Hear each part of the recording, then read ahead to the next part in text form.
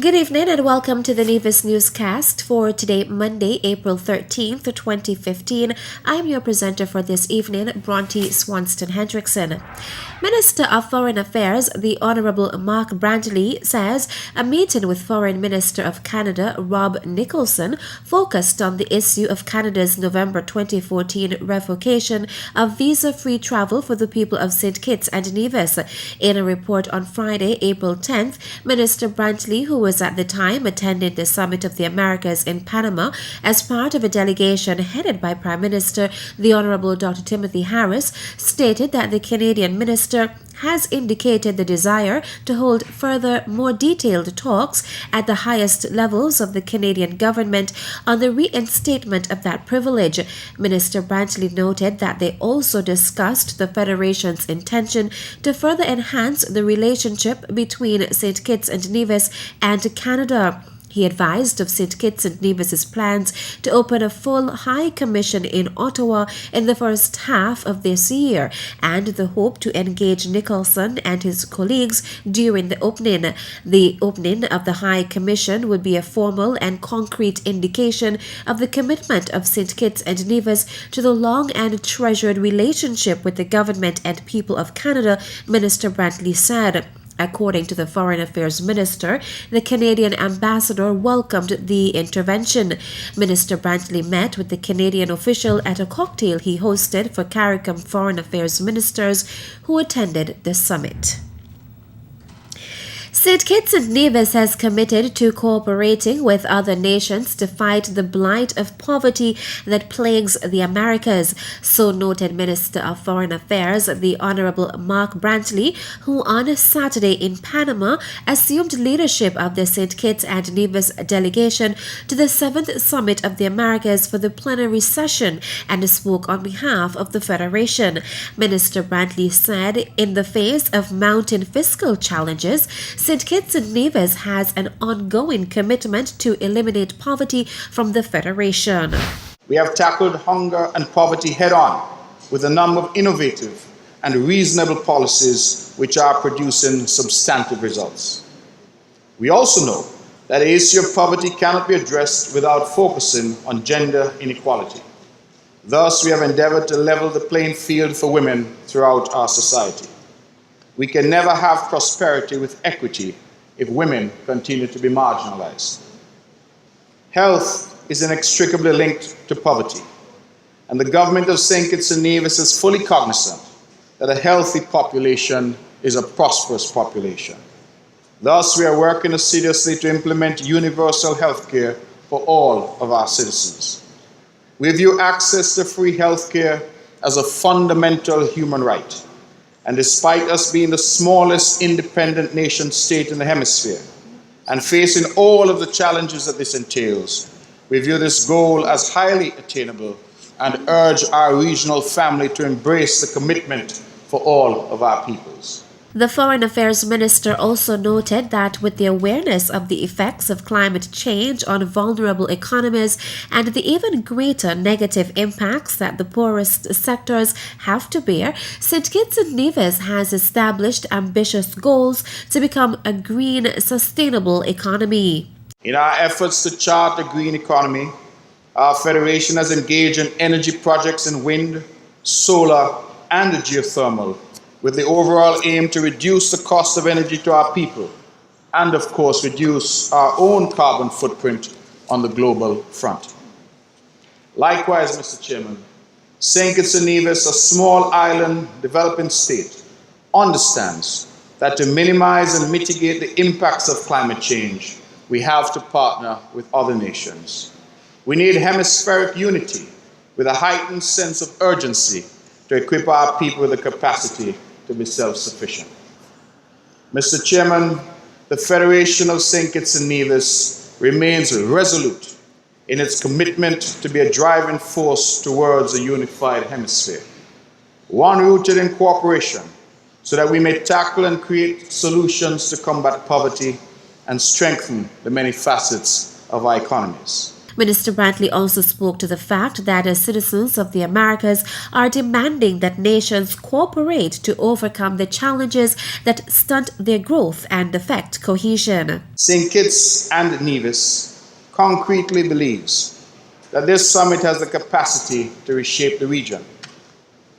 But we must first focus on the issues that unite us and not bury ourselves in the ideological disagreements of the past.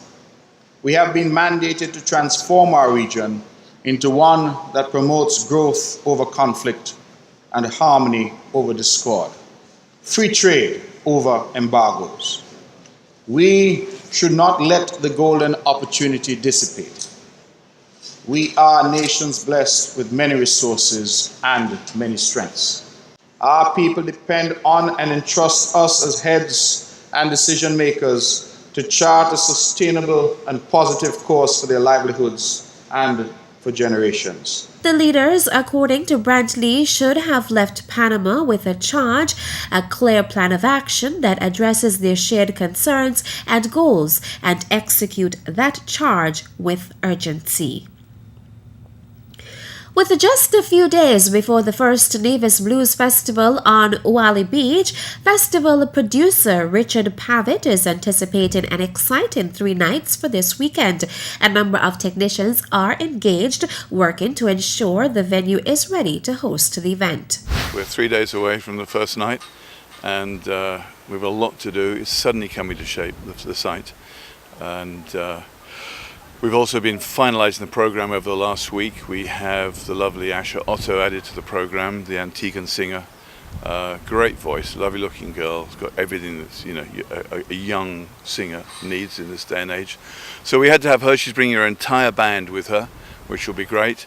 I've also added to the programme a gentleman called Justin Merrick from Memphis, who is a singer, but he's also the artistic director of the Memphis-based Stax Soul Academy, Stax Music Academy, forgive me.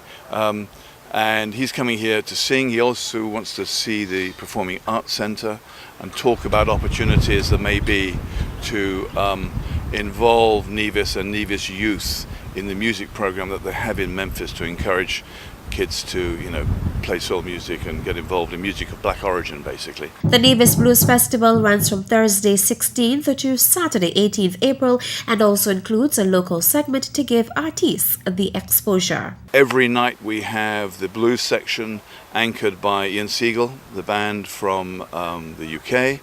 We have Denise Gordon, the Nevisian of origin singer, coming, which is great, kind of homecoming for her. And we have Zach Harmon from Texas coming over as well. That's going to be great. He's really doing well these days. And we have a number of local bands as well on the program. We've got Core, Odyssey, New Vibes, Greenhouse, Gary Knight, and we've got some cultural program, the masquerades and that sort of thing. So we've got a busy program. It's all starting at 7 p.m. Well, the gates open at 6. Music starts at 7 and runs through to the early hours of the morning. In terms of the feel and atmosphere of the festival, Pavitt explained that blues is a fun and uplifting type of genre and is the root for a number of modern genres. Blues is good time music. People think sometimes that blues is sad music because it came out of the slave environment in the southern states. But actually they use singing and music to make themselves happy. It's happy music.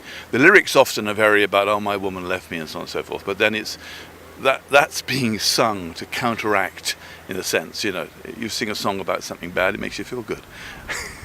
And without the blues there would be no jazz, soul or rock and roll. It is the roots of virtually every form of Western popular music. Be it jazz, be it soul, be it pop. You wouldn't have the Beatles, you wouldn't have the Rolling Stones, you wouldn't have had Elvis Presley, you wouldn't have had James Brown if it weren't for what came out of blues. The Nevis Blues Festival has a number of sponsors, including the U Lounge, the St. Kitts and Nevis Yellow Pages, the Oahu Beach Resort, the Nevis Island Administration, and the Nevis Tourism Authority. Coming up after the break, U.S. Consular Officer to hold office hours for U.S. citizens in St. Kitts and Nevis. Stay tuned. Morning, we know I no bullshit. What is it?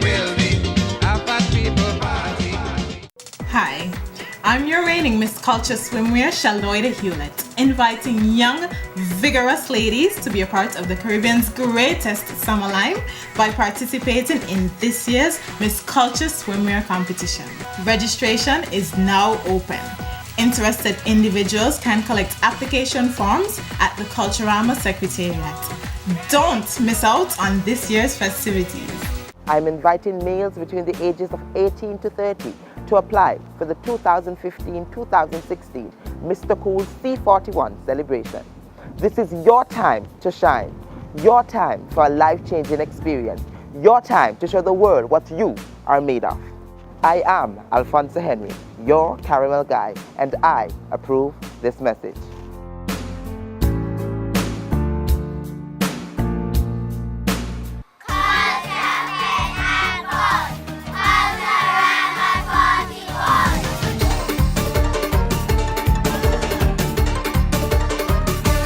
Culture, Fit and Fun. Culturama 41. Welcome back.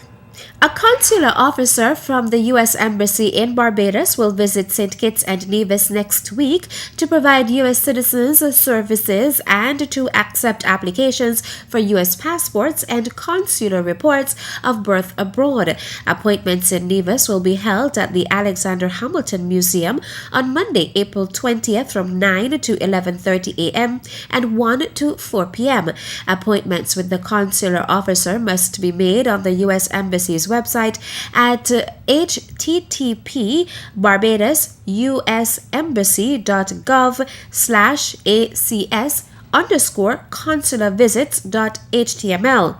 U.S. citizens who cannot present a previous 10-year passport issued less than 15 years ago must appear in person for an interview with the consular officer. The fee is $135. All applicants must provide a completed passport application, 2 passport-sized photos, proof of U.S. citizenship, and a social security card. Applicants should also bring originals and photocopies of all documents and provide a prepaid airway bill in order to have the new passport mailed back to them.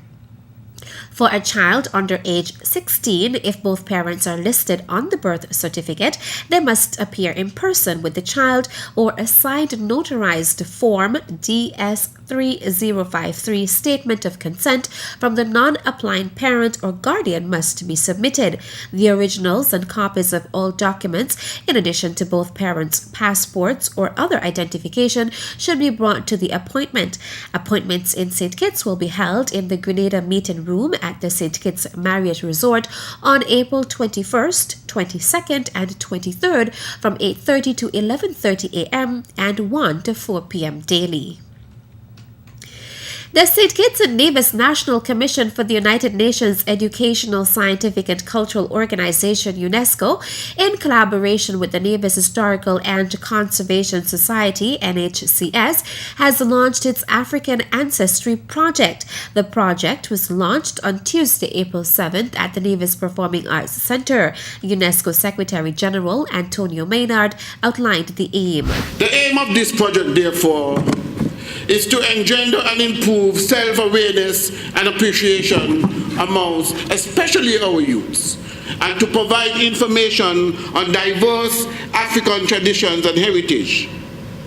Additionally, through the implementation of this project, we will also seek to clarify many misconceptions on our African origin and culture by virtue of discussing the transformation of the Western Hemisphere. Maynard wished the project well and said he looks forward to continuity and achieving success with the NHCS. Tourism Development Officer Dorson Otley gave brief remarks on behalf of Minister of Culture, the Honorable Mark Brantley. So I just want to thank you. Thank those who are involved in this initiative. And I wish for this project to grow from strength to strength beyond the period. I understand it's for a year, but it will not stay with that year. Beyond that year, it's something that will be a beginning to something that is growing and something that will continue and grow and grow and grow. So I wish this project well. I endorse it on behalf of the Minister of Tourism and Culture. Featured speaker, educator, author, and political analyst Dr. Whitman Brown gave glimpses of the 14 and 1500s before slavery began. Black people in the Caribbean or wherever cannot just accept where they are. They have to look in terms of how can they impact their lives and their society. What we find when you read history is that the people who write the history, especially when they have an agenda, can shape that history.